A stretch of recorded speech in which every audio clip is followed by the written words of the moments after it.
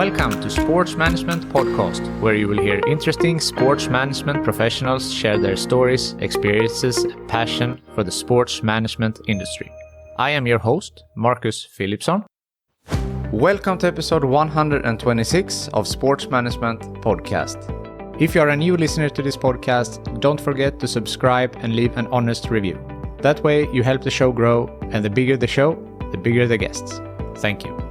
Today's guest is Sarah Lewis OBE OLY, a highly respected international sports leader with an extensive network across the Olympic movement and sport industry. Sarah became an Olympian in Alpine Skiing representing Great Britain at the Calgary 1988 Games. From 1998 to 2020, she was Secretary General of the largest international winter sports federation, FIS. Currently, she's running her own company, Sarah Lewis Global Sports Leader, providing services to sport, business, and society. In 2018, Sarah was awarded the Officer of the Most Excellent Order of the British Empire on the Queen's New Year's Honours List for services to sport. Get ready to learn how she was the only British skier who didn't live abroad, the importance of multitasking, what it means to Sarah to be an Olympian, receiving an OBE from the late Her Majesty the Queen, the termination of her role as Secretary General, her best advice to young women in sports, and much more. Sarah Lewis, welcome to Sports Management Podcast. Hey, Marcus, it's a pleasure to be here. I've heard plenty of your podcasts, and I'm honored to be selected to record with you. Of course, I'm very excited to have you on the show today. So you are a global sports leader committed to making society better through sports. What does that mean? Well, I've seen so many examples of sport creating positive social change and contributing to the well-being of individuals, of communities, and even of companies, and promoting inclusivity and diversity. You know, on the sports field, we're just all the same. We follow the same rules of sport. There's no difference between us. There's community engagement and development. Sport is an educational tool, really an education for life, teamwork, discipline, perseverance, and plenty of other important life skills. And sport promotes fair play and sportsmanship, environmental sustainability, and much, much more. And I believe from this perspective, sports can play a very important role in really non-political way for the good of society. Definitely. And as you said, so many more things, going through adversity, learning how to win, how to lose. I mean, so many things to learn through sports. So how did you get into sports in the first place? I think it just came naturally. As a kid, ever since I can remember, I played sports. I was competitive. I enjoyed sport, and I was pretty good at all the sports that I tried. And that gave me credibility amongst my schoolmates and my contemporaries. When I was a young kid, I did everything, especially playing football. Began at a primary school with the boys. I did judo and table tennis at the local club. When I started junior school, then I did gymnastics in a competitive way. And I always played football and cricket with my dad in the garden. So, sport was just kind of part of what I did all the time. When you were 14 years old, you weren't allowed to play on the boys' team anymore with the football team. So I guess that's something that has developed nowadays when women's soccer is becoming bigger. Yeah, it's very different. I have to say now, fortunately, unfortunately, I used to play football. As a kid, I played on the local boys team. And when it came to being 14 years old, then that was it. There wasn't a girls' organised team in the area. My team, Arsenal, they didn't have the program that they implemented pretty soon afterwards. And so that's when I transitioned across to skiing and just became a proper Arsenal fan. Yes. So how was that transition into skiing? Because that's the sport that you focused on afterwards and that you became professional and Olympian within. Yeah, it's not so normal that a kid from London becomes an Olympian in alpine skiing, certainly not back then. But I was lucky enough that we'd gone on family holidays, my brother and I, with my mum, from when I was five or six at Christmas time and Easter time.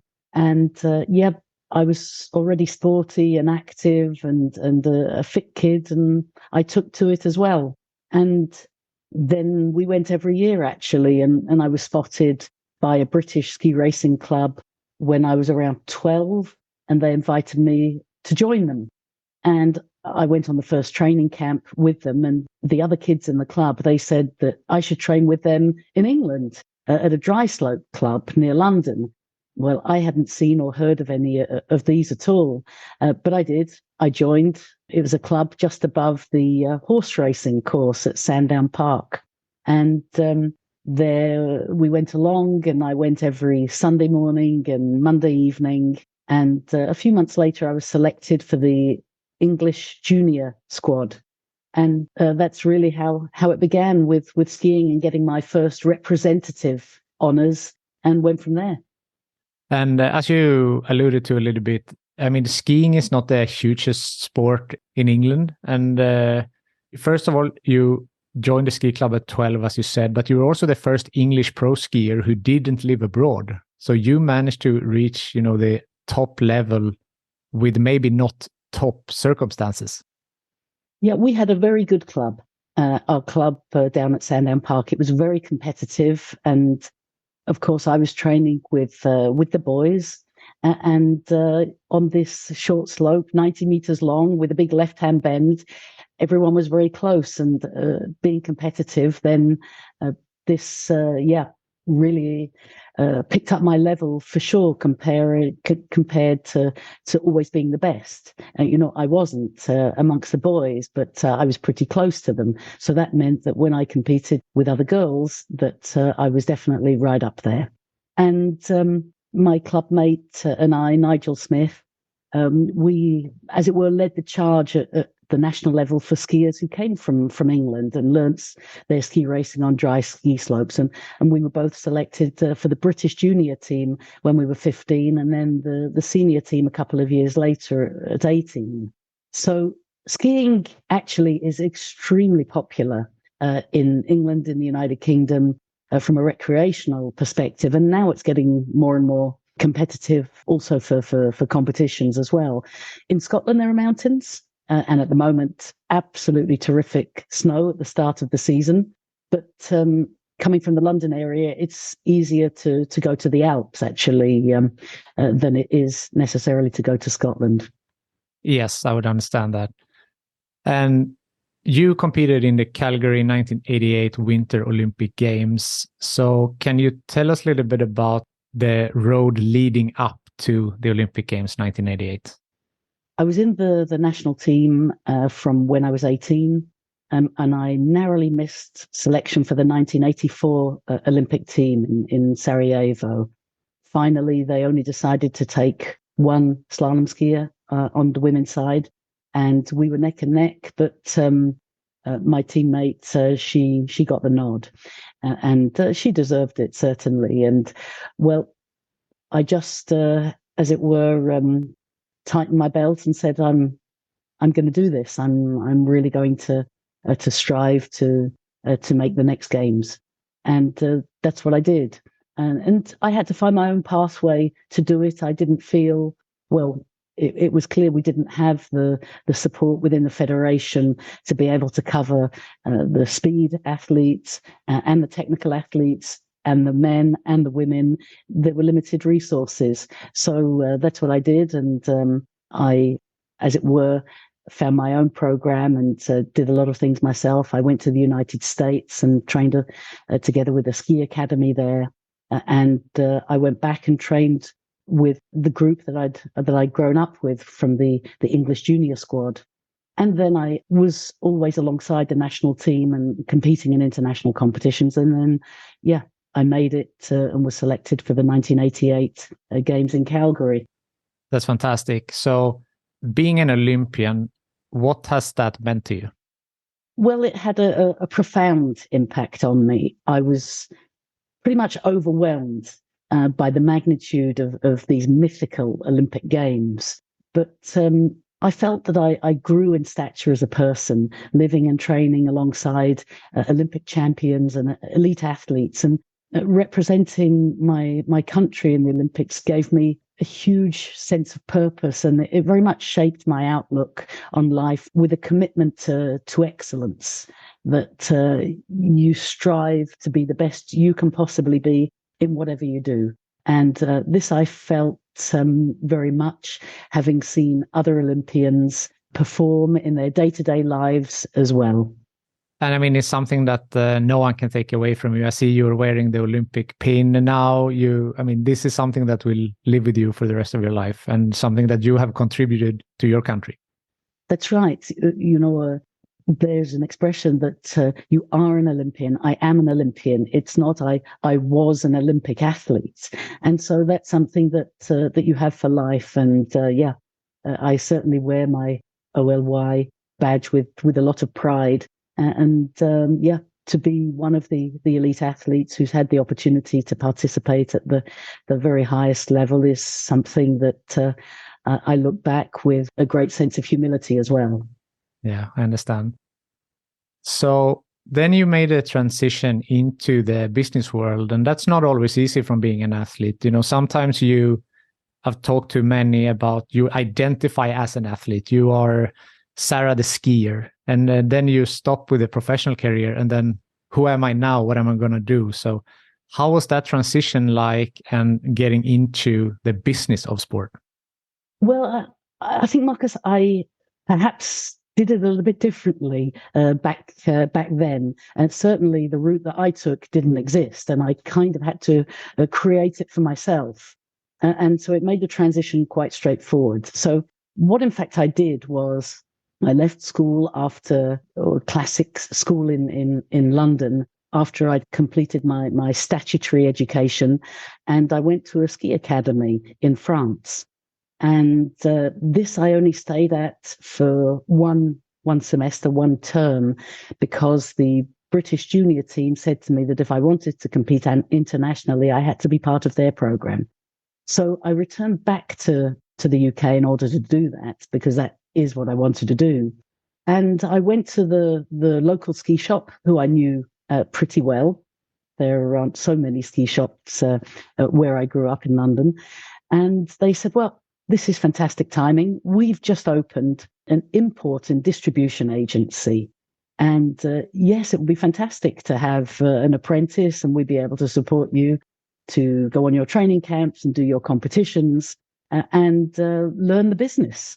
And of course, I grabbed it with both hands and jumped in there and really learned by doing. I learned the entire business, the importing, the distribution, the accounting, the reception, the showroom, the unloading lorries, the packing orders, the taking orders, the preparing skis.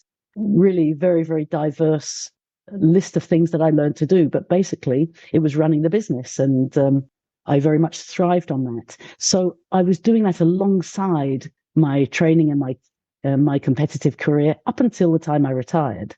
And then it was very natural transition.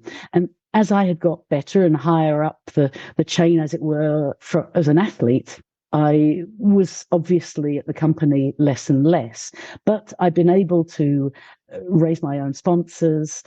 Through my role there, I had access to a lot of the different ski companies and other partners that we worked with within the business, and established some good relationships. So what I did straight after retiring was I set up my own agency, which I call Consultant Ski. So it was public relations and marketing and projects. And I did that for a large number of companies within the industry. I also commentated for Eurosport in their second season onwards, and wrote articles, organized ski courses, and really just did a whole great big variety of things under, as it were, my own consulting company, Consultant Ski. So yes, there wasn't the opportunity to do online education, a sports specific master or other studies online or anything such as that. That didn't exist back in the early 1980s. So really I had to kind of find my own pathway that now exists, as it were, in a more formalized way. Yeah, you brought up a good point there, that you were being a professional skier and working at the same time, and that you were also the only one on the national team, if I was correct, who did that. So, I mean, that takes a lot of determination, but also, structuring your day, and that are skills that I'm sure that you have been able to leverage both in your skiing career, but also now in business. Absolutely, very much, and these are the kind of real life skills that are extremely useful when it comes then to working in business, to everything that I've done since then, and it's something that I hold very much as an attribute, and proper multitasking, as they say. Exactly. In the 1990s, you got involved with the International Skiing Federation, and you stayed there for quite some time in different positions. So can you talk a little bit about how you got involved with that, and then your journey for the next 20 plus years with the Ski Federation? Well, there is a hop between running my own business, consultant ski, and getting to the International Ski Federation. And that was the British Ski Federation, as it was known at that time, now GB Snowsport. And basically what had happened was, whilst I was an athlete myself, whilst I was working for the ski importers, I also was helping to manage my original junior English team, doing that on a voluntary basis, of course. And an opportunity came up when the British Ski Federation was informed by the government agency, effectively, that they had to become a professional organisation, and the days of amateurism had to be behind them. And if they were going to receive funding, this is how it has to be. And the Alpine director position came up, and they approached me, and I said, well, it's so exciting what I'm doing now across different businesses and finally able to actually generate some income. But when my colleagues from the team, who I'd, as it were, just left, when they said to me, hey, come on, Sarah, you said as much as we did that if we had professional management, we could achieve much more as athletes. And now come on, you have to do this. So I put everything in the car and I drove up to Edinburgh, and that's exactly what I did. And so we set up the British Ski Federation on a professional basis, and I ran the Alpine program and did that for 4 years. And we had 3 men in the top 30 in the world in downhill. We had 2 women in the top 10 in the world in the combined, and built up the basis for a very successful program. And during that time, I'd become aware that, in fact, as a national federation, you're a member of the International Federation, and you have the chance to attend their annual meetings, the committees. You can be a member of them, bring up proposals. And all of this was absolutely new information, because, I was aware of FIS, of the International Ski Federation, just through the FIS calendar. So as I was very much now integrated into the international scene, as the Alpine director, I was attending a lot of the competitions with the team, supporting them on the slope. We didn't have many staff. And so effectively, I was contributing very much to their activities. And I got to know the different people involved in the organisation. And the position came up at FIS for the coordinator of the Continental Cup series. That's, as it were, the qualification level to the World Cup, the World Championships, the Olympic Games. They didn't have professional people at that level, and they just introduced professional staff for the World Cup, for the highest level series. And clearly there was a dysfunction between those 2 levels. And I put my hand up and I said, if you're going to advertise this role, I'd be very interested in applying and contributing. And I was given the position. And after the Lillehammer Games in 1994, at the end of that season, putting everything in place for the British teams for the next period, I got in my car again, packed it all, and went from Scotland to Switzerland and began work as the coordinator for the Continental Cups for Alpine Skiing at FIS. Is that a dream job for someone involved in skiing, to work for the International Ski Federation? Was that like a top goal you had? I really wasn't aware of it. As I said, I only was aware of the international calendar back when I was an athlete. But then that kind of becomes more in your sphere as you move on and upwards. And after I joined the National Federation, then yes, working internationally was always something that had appealed to me. I had, gone and studied in France. And as a youngster, my parents had always tried to expose us to international life. We would go on holidays abroad and rather focus on doing that and having au pairs from different countries abroad to give us an insight into different cultures and to different languages as well. So having then gone on skiing holidays, I think I had thought perhaps I could get into hotel management or working in some way internationally. So it was always on my radar to work internationally. I understand. And later you was appointed as Secretary General for FIS, a position you held for 20 years. So how was that opportunity and how was those 20 years? Yeah, well, actually, I was a Continental Cup coordinator a little more than 4 years, and had 4.5 successive years of winter. So the Northern Hemisphere, the Southern Hemisphere, with the Continental Cups taking place in Europe, in North America, in the Far East, in South America, in Australia, New Zealand, and I went to them all each season, which was just the most fantastic grounding to then be prepared to take on the role as director and then Secretary General of FIS, because I knew, as it were, the small problems in the big ski nations and the big problems in the small ski nations. And it was very helpful. Got to know so many different people across the world and see the different challenges and different ways that snow sports were part of their society or not part of their society, and how to be able to contribute to make it better. So when the then Secretary General was elected president, he asked if I would take over that role, and that was then formally approved by the council.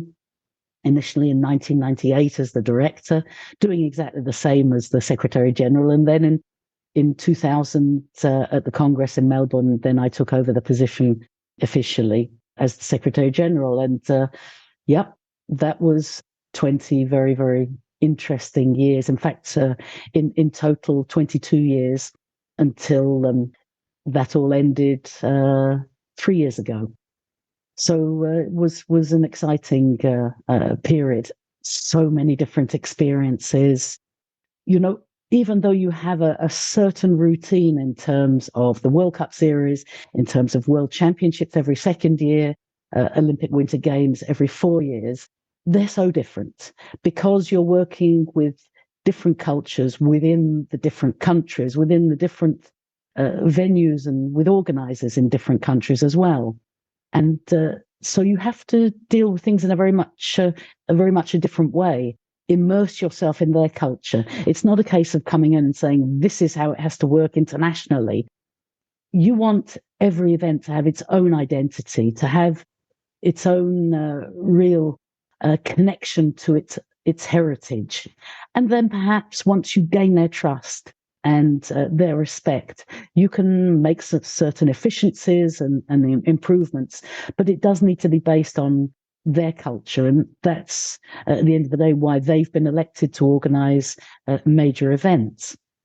So this was tremendously fulfilling and very, very interesting. And I really took a lot of pleasure working to help evolve the sport, also in a lot of non-traditional winter sports nations. Yes, that was going to be my next question, because as I told you, I work with hockey, and it's also a sport that is mostly, in the northern hemisphere, and it's difficult to get into some regions due to the climate and the weather, and the same, of course, applies to skiing. How did you try to grow the game of skiing when you have this type of hurdles? Well, yeah, in many different ways. Basically, it's not only necessary to be able to do the sport in your own country, but there is the opportunity to be able to visit other countries and neighboring countries, or even a bit further away, to be able to carry out.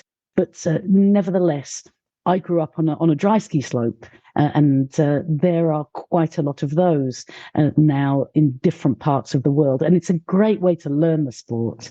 And in fact, many of the dry ski slopes in England, in some of the lowland nations, in the Netherlands, in Belgium, they've now become snow facilities, and they're all year round. And you see a lot of great successes from the athletes from these countries, especially in freestyle and snowboard, free ski and snowboard, because you can train in a very consistent way. And yeah, it's been a huge success in China also, and in the Middle East now too. Additionally, there are other disciplines. As part of the International Ski Federation, there are 6 different Olympic disciplines. So that also includes cross-country skiing, of course, the most popular sport in Scandinavia, ski jumping, Nordic combined, Alpine skiing, which is recreationally across the globe the largest of the sport, freestyle, free ski, and snowboard.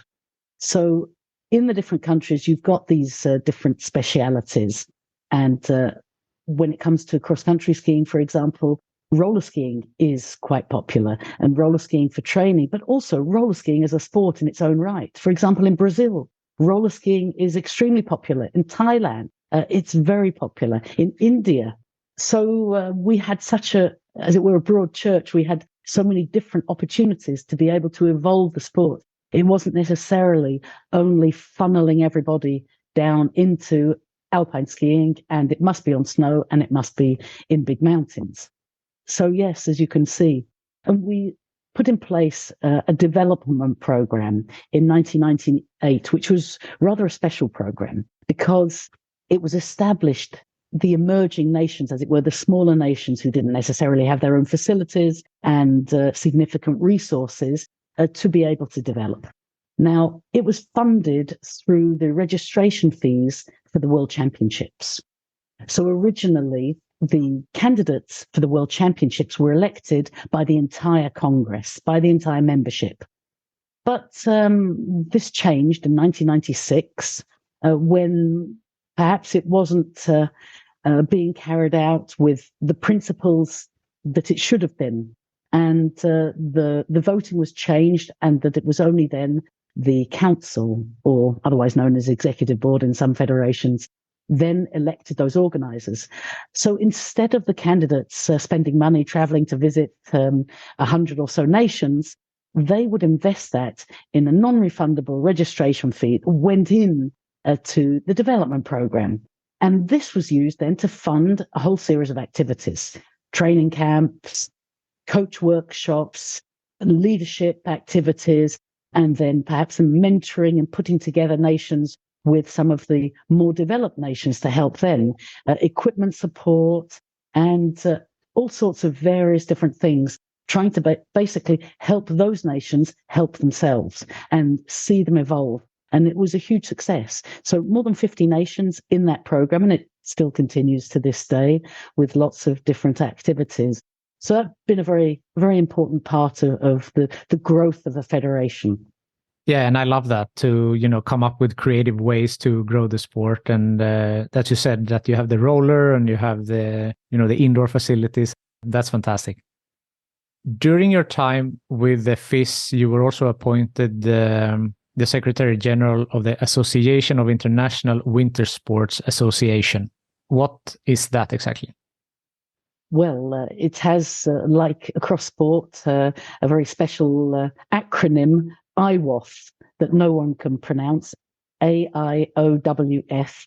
And this is basically the association of all of the international federations in the winter sports disciplines that are part of the Olympic Games.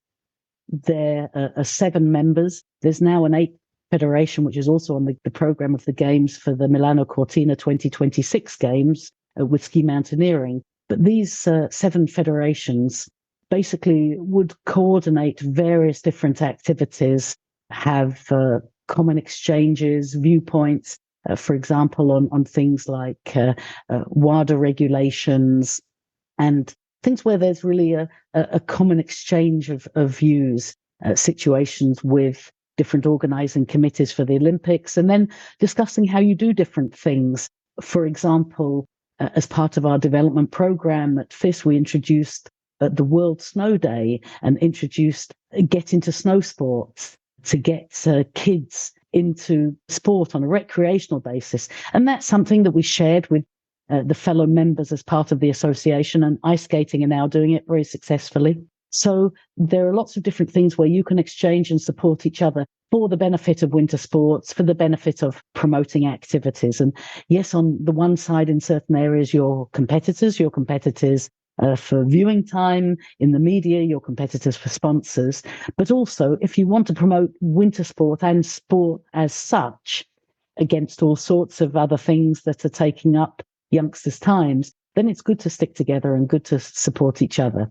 So during that period as well, as the Secretary General of the Association, I would be part of the Coordination Commission for the Olympic Winter Games. For the Youth Olympic Games, I was a member of the IOC Programme Commission and representing the winter sports on various different bodies like that. A Sport Accord, which is the international convention, the conference and the exhibition of all international federations, Olympic and non-Olympic. So, I did several of these different roles across, in addition to my role as Secretary General of FIS. And again, juggling multiple responsibilities, as we talked about before. Either you were skiing and working, and now you're having different roles at the same time. So keeping yourself busy. And also love what you said there with learning from other sports. That was something that I spoke with Petra Sörling about as well, that she's talking to Anders Larsson from the Hockey Federation, and they can learn from each other, although they are very different sports. They have similarities, and what can they learn from each other? So I think that's fantastic. Yes, absolutely. The sport in itself, there's so much we can share and exchange with each other. And that was really also the brainchild of setting up Sport Accord as a body, that all of the international federations would interact with each other. And we came up with the for sport, for the international federations, by the international federations, that we would establish and organize our own convention every year, and I'm really pleased to see that it's going to take place again for the first time in 5 years in 2024. I want to talk a little bit about, in 2020, your role as Secretary General, it ended quite abruptly. So can you talk a little bit about what happened and how this period was like for you? Well, yes, of course. I hadn't seen it coming. I hadn't seen the termination of my role as Secretary General of FIS coming.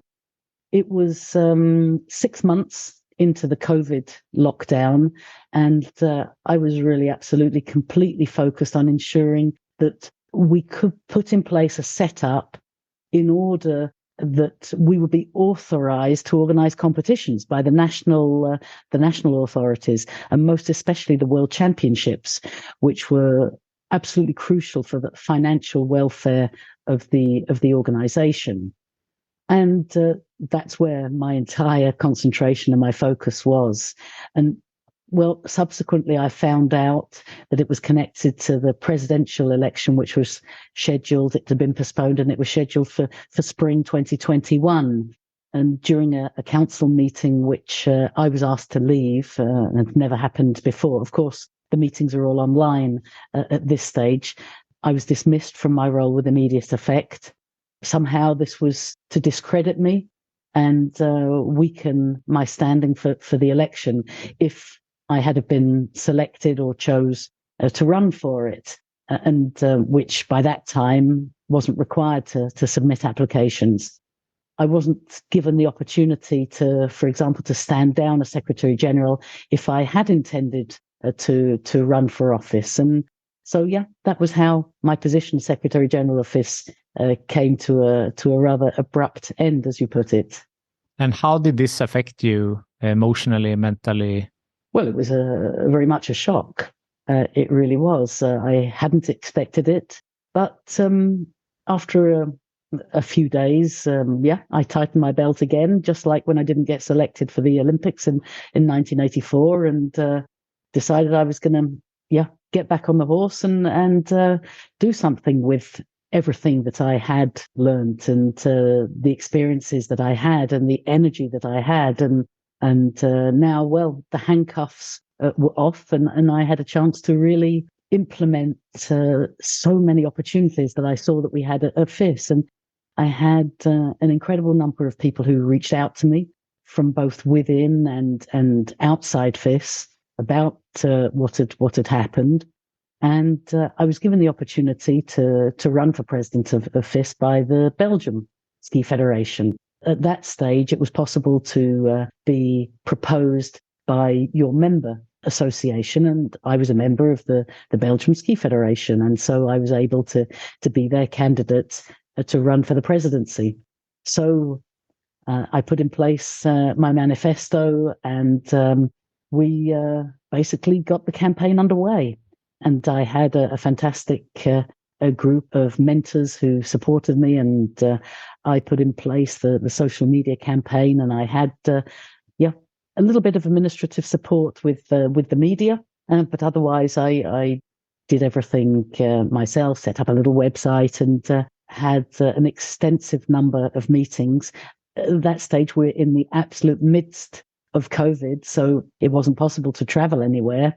And since I wasn't in my position anymore, I certainly wasn't welcome to go to the World Championships and to other events which were taking place where it was actually possible. And fortunately, the system that I've been working on to put in place together with my colleagues and together with members in the federation, in order to be able to carry out events, they worked. The FIS passport was very successful, and they used it for 2 seasons. So competitions were going ahead. But nevertheless, I was able to interact with the different members, the voting members, and various different stakeholders also from FIS over a 6-month period.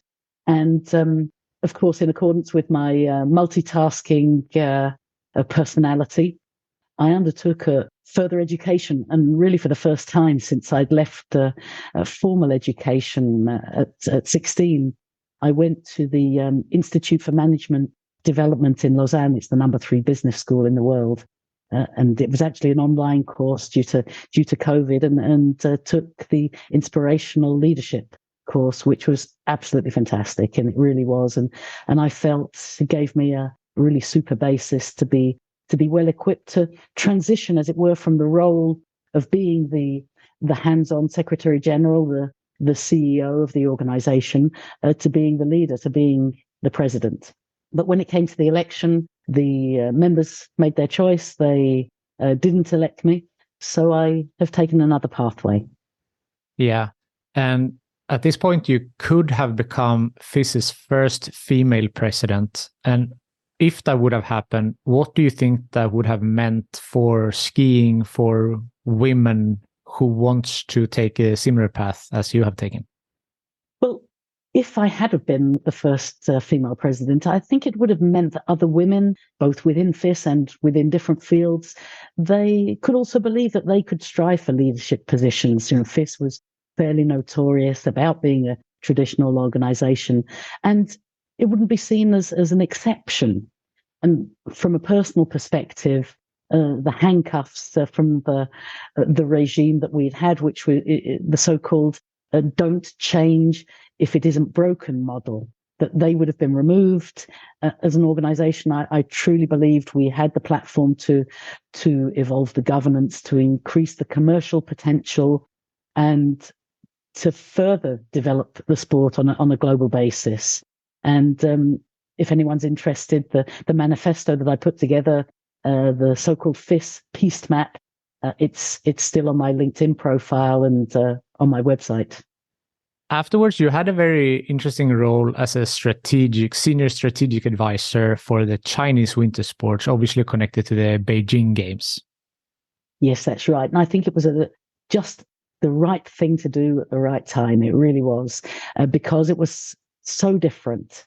And I'd spent a long time really helping to develop and evolve snow sports in China, and seen the huge potential there when they were elected for the games. Already before, I'd been there for the first time for cross-country long-distance events in 2005. And then when they ran for the Beijing Games, we had continued to develop our activities, first of all with freestyle, where they were very successful, especially with aerials, and then with snowboard and the acrobatic disciplines, of course, with their gymnasts, their divers, their trampolinists, transitioning across to snow sports.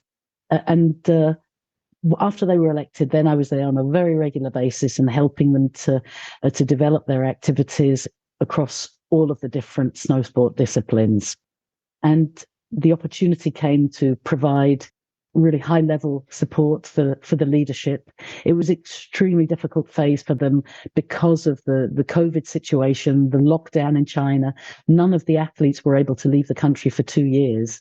And even though the facilities in the country were extremely good for training, indoor facilities as well, when it came to their strong disciplines in freestyle, in free ski, and in snowboard.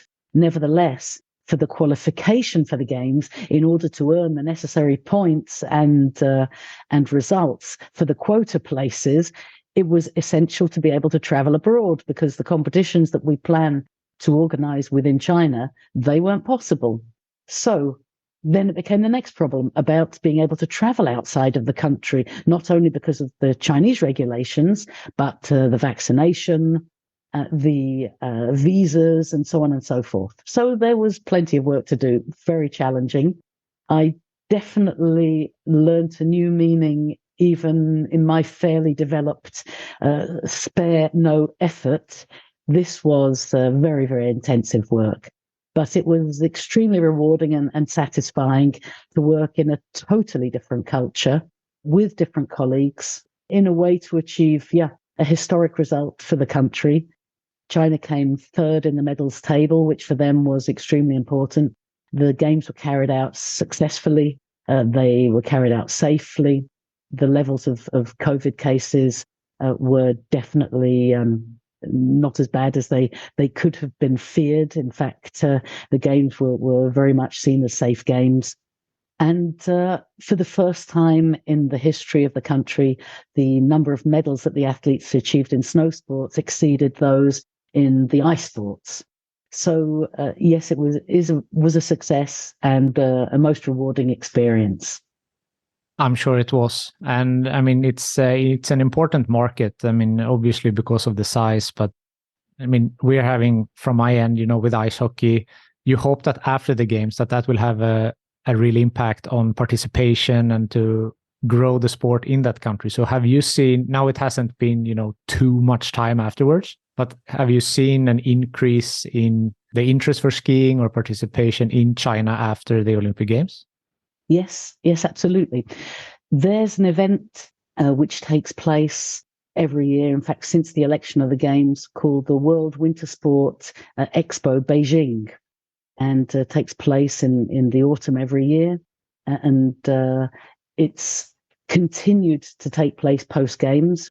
Last year and this year, the interest across the entire winter sports community, not just in China, but also outside of China, is huge. And it's been extremely successful. The high-speed train that was built for the Games effectively to link Beijing up with the north of the country, which means now it only takes an hour to get up, 50 minutes, in fact, to get up to the north of the country where the Games took place, in the region with the cross-country, the Nordic skiing venues, with the freestyle and snowboard activities too, in Chongli. The train's been booked out all across the winter holidays and from early in the season.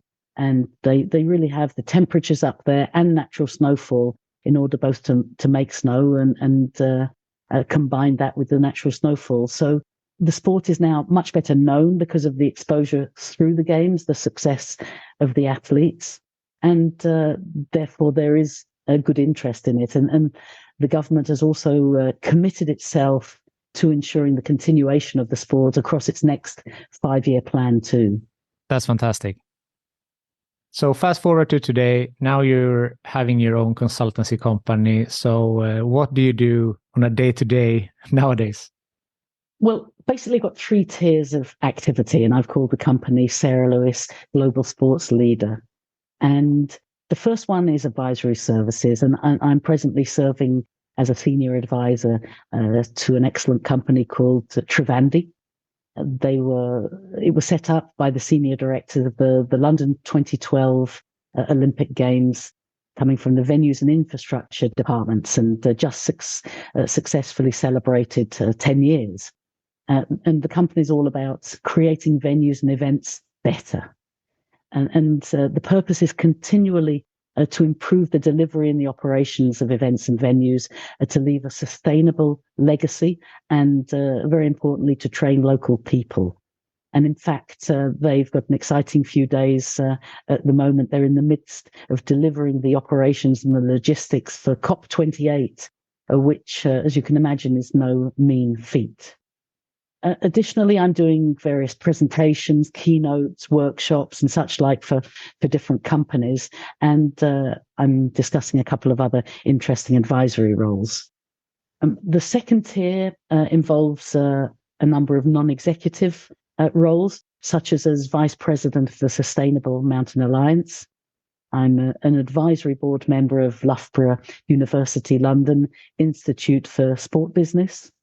Women in Sport Tech, and I've seen that you've also done a podcast with the founder, Marilu, of Host City Events and Conference in Glasgow, which recently took place. Everything in Sport Conference. I'm an International Relations and Development Commission member for the Global Esports Federation, and contributing to executive education, including as a visiting lecturer of Stockholm Business School, who you're very closely connected with as well, I know, Marcus. Then the third tier basically involves mentoring, notably women in sports and sports leadership, connecting this enormous network that I've got and built up over the years, participating in panels and such like at conferences and sport industry events, and doing cool things like recording a podcast with you. That's amazing. And again, so many different things. And I'm sure you're keeping very busy. And I need to, say thank you to you for the Stockholm Business School that you put us in contact. And I've had a good conversation with them. So thank you for that. And again, amazing how you can fit all of these things into your daily life. And again, the multitask comes in handy again, I assume. Yes, absolutely. And I'm always available to have discussions with people who would be interested in services and in connecting. Something that we haven't mentioned yet, which is a very, very important thing, is that you have been awarded the Officer of the Order of the British Empire. Can you talk a little bit for the people that might not know what that is and why you were awarded this very prestigious award? Yes, I'm humbled to have received it. You're absolutely right. And after, exactly 20 years serving as Secretary General of FIS, on the 2018 New Year's Honours List, I was recognised by Her Majesty, the late Her Majesty Queen Elizabeth II, and awarded the Officer of the Order of the British Empire, the OBE, for my services to sport. And later in the year, in 2018, after the winter season, I went to Buckingham Palace and received that honour directly with a number of other honorees on that same day. And it was very touching. I was able to take 2 guests with me, and I could take my then latterly deceased my dad to Buckingham Palace for the ceremony. Wow. That's incredible. And, again, we talked about being Olympian, that you are an Olympian. I mean, this is the same. This is an honor that it's huge, and something that, 20 years you have served your country and being awarded that. So I'm sure you're very proud, and as you should. Yes. And again, with great humility, because it's a privilege to have served my country, my sport, and something that why I am so engaged with contributing back to sport now and to using the experiences and the connections that I have to do so. There's so much we can talk about. I feel like there need to be, a third and second version of this podcast because we can go on for a very, very long time. But I have some final questions I would like to cover. The first is, what is your best advice for women who wants to pursue a career in sports? Go for it. Go for it. Pursue your passion. Don't be afraid to perhaps break some barriers. Sports come a very long way in promoting gender equality on and off the field of play. There's still work to be done. There is. But our perspectives and contributions are essential in shaping the future of sport for everybody.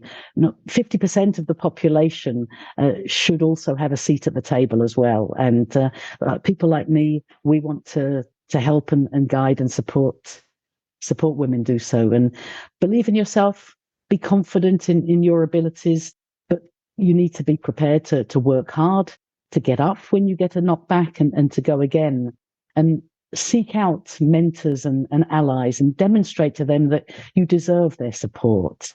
And then we'll be willing to help you to achieve your ambitions and guide you on your journey. And you need to be proactive.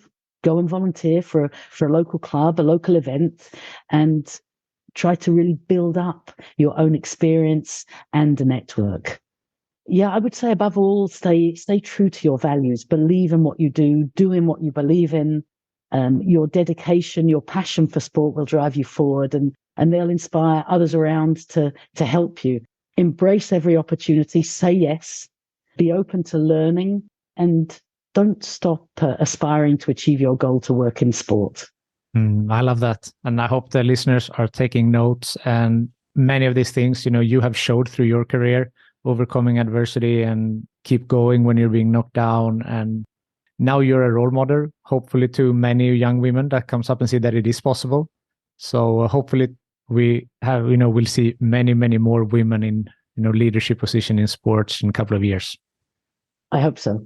The door is absolutely open for you. There's no question. And there's actually been, I would say, a lot of proactive support from important organizations, notably the IOC, to facilitate and to create networking groups and formal bodies to create such pathways. So capitalize on the opportunities that exist now. They're there for you.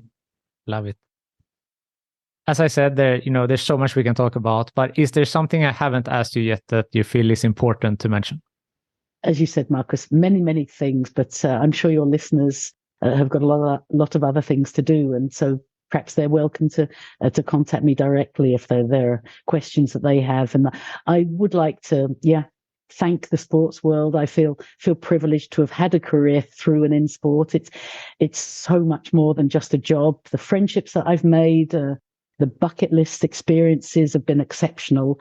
And anyone who's wavering perhaps about embarking on a career in sport, or any parents who don't think it's a proper job, believe me, you absolutely won't regret it. And I hope that myself and many of the other people who you've interviewed and you've done episodes with are proof of that, yourself included. Yes. So if someone wants to reach out to you, what's the best way for them?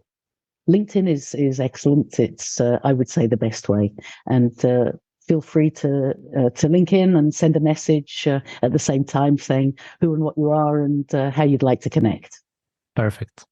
So the final question on this podcast is, who from your network do you think would be a good guest for this podcast?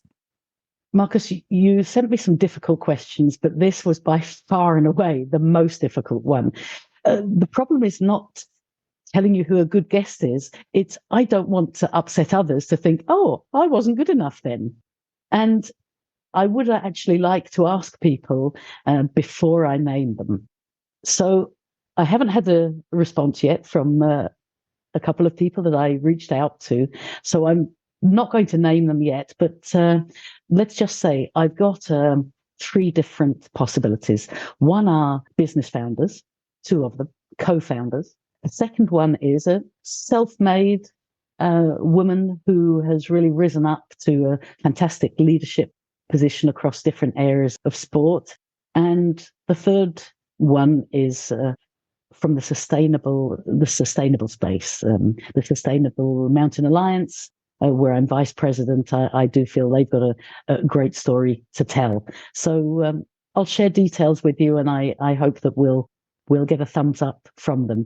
There are many amazing guests. Most of them have been heard, or many of them have been heard on other podcasts. So perhaps their story isn't anything new, but I think these ones will perhaps be newcomers for your listeners across any sporting podcast. So that's always nice to give them some exposure to. They deserve it. I'm sure, and that sounds incredibly exciting. With that, Sarah Lewis, OBE OLY, thank you so much for taking the time to be on Sports Management Podcast. Tack så mycket, Marcus. It's my pleasure. Thank you for listening to the Sports Management Podcast.